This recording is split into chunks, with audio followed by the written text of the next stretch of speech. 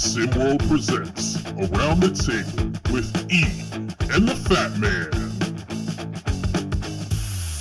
What's up, everybody? It's the B.O.B., and I am here with my man E, who is on the road today. E, how are you doing? I'm on the road again. Here I am, just like Willie Nelson out here. Currently, I am in West Texas, about to cross over into fantastic New Mexico. I'm exploring America, Bob. Well, that's awesome. I've explored the East Coast, and that's barely explored the East Coast. But this is part of America. I guess. West Virginia sure isn't. I don't think West Virginia is. But anyways, this is Around the Table with E and the Fat Man. That is E. I'm the Fat Man. This is the podcast that we talk about whatever we want. But since E is on the road today, and there's been some complaints about the SimWorld prep schedule recently, we figured we'd talk a little bit about traveling and home advantage. I guess we'll say that too, Eric, right? With home advantage, the disadvantages of traveling and all these short travel times and all that. So E, one of the things that came up just earlier today was the complaints of Lone Star Basketball Club and how they have to play on one side of the world today, not today, but let's say today they have to play on this side of the world, and then now the very next day they have to play back in Texas. And I get the frustration there. I really do. It's where do you get the rest? I'm with them. I think it's a legit beef. I mean, look, as you just told folks, I am on a road trip. I am just driving. It's a long trip, and it's a long story while I'm doing it. Suffice it to say, I am basically going from Chicago to L.A., and I'm going down south, too, to avoid any kind of bad weather.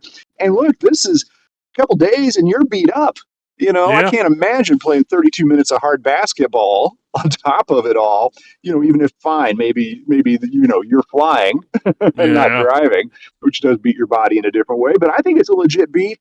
I think Lone Star is an interesting team to make the complaint, though, because if anything, it definitely has to be the SimWorld global teams that have it the toughest in terms of travel. But look, mentality comes into this too, right? Like, I mean, if you're Oceania, you just know the road is part of your life, right? Yeah. If you're Lakeshore Drive and suddenly you have to play in Brazil this day, come back up to Florida to play Gulf Coast, and then maybe you're back on the road to play SimWorld Europe or something. Yeah, that's a lot, right? Yeah. That's a lot. So I think Lone Star has a legit issue.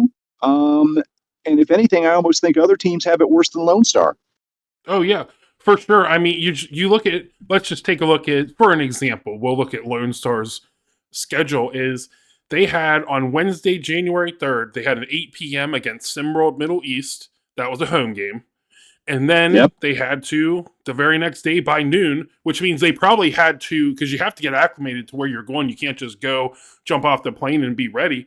They probably left as soon as that game was over. They probably hopped on a plane and they had I was going to say head down. They went down to SimWorld South America for a noon game the very next day.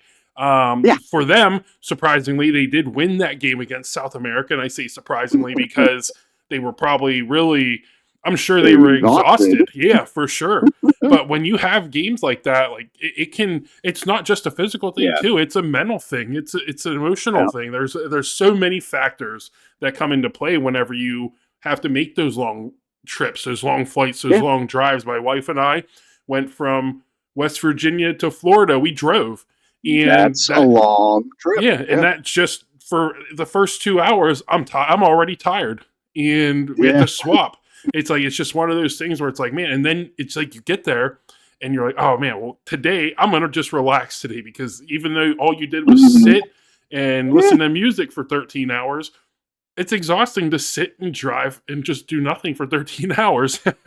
Yes, it is. Yes, it is. I'm not quite doing 13, but I'm doing close to 10 on this stretch. So, it's enough. Oh, yeah. Look, pro teams, have to deal with these kind of travel issues too, but I think it's something that's a little bit different when you're older and you're a professional, and all of this as well. I don't want to make this about me, but when I was younger, I remember the first time, I was going on flights and stuff like that. And physically, I mean, it does still take something out of you, take something out of me. Even today, But back then it was worse. I Oh yeah. remember, like I just hated it. It was like maybe I'm not meant to fly. Maybe I'll take Greyhound buses everywhere. I got over that. But to draw a line under it, yeah, Lone Star has tapped into something that's real here, and maybe SimWorld Prep Home, HQ and Commish want to take a look at this for season 3.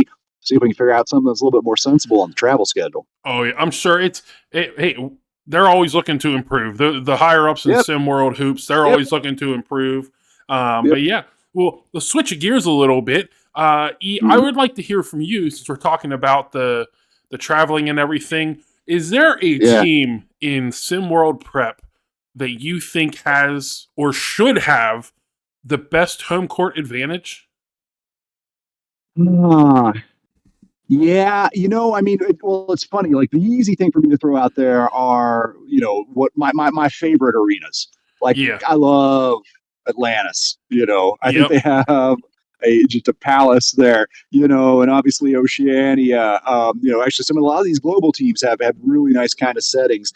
And then you have, other teams. Like what kind of actually jumps out to me? What I was thinking about getting ready to do the show here. Bay Area Breakers, good team. Good fans, beautiful arena. As a matter of fact, the Bay Bridge Athletic Club. Thank you. But what it doesn't really get, it doesn't seat a whole lot of fans necessarily. Yeah. Bay Bridge doesn't.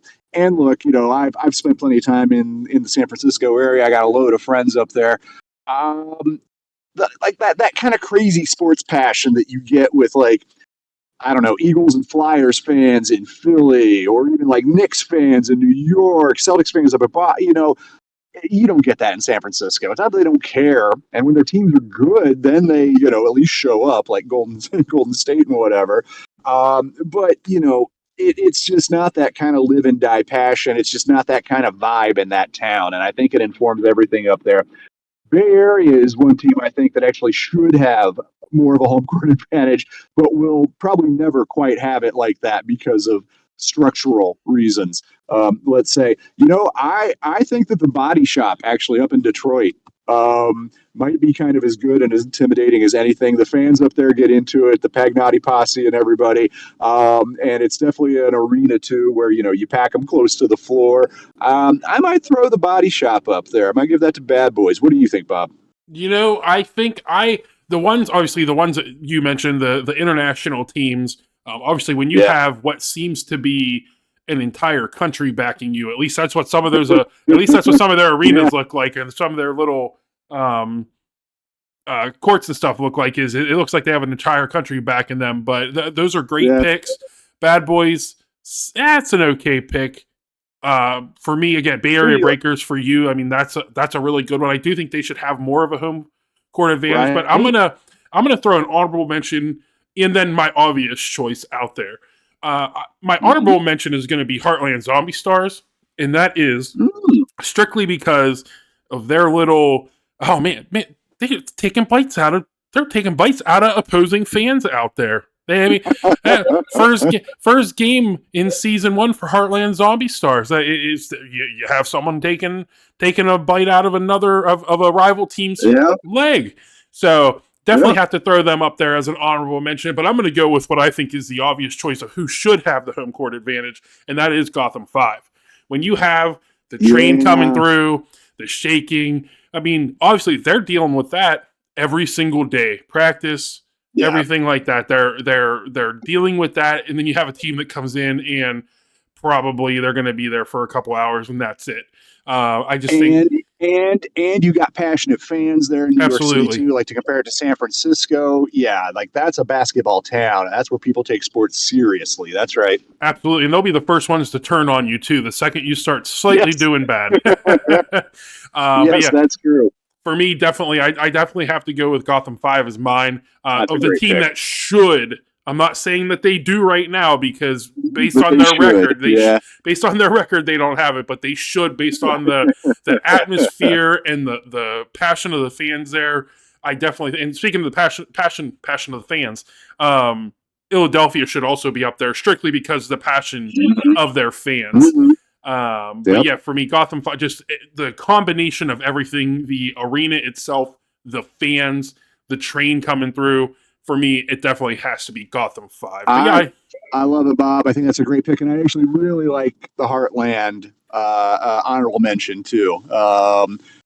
Ohio fans, they'll Buckeyes they'll back you too. They'll back you too. It's true. So I think that's great as well. I think that's great.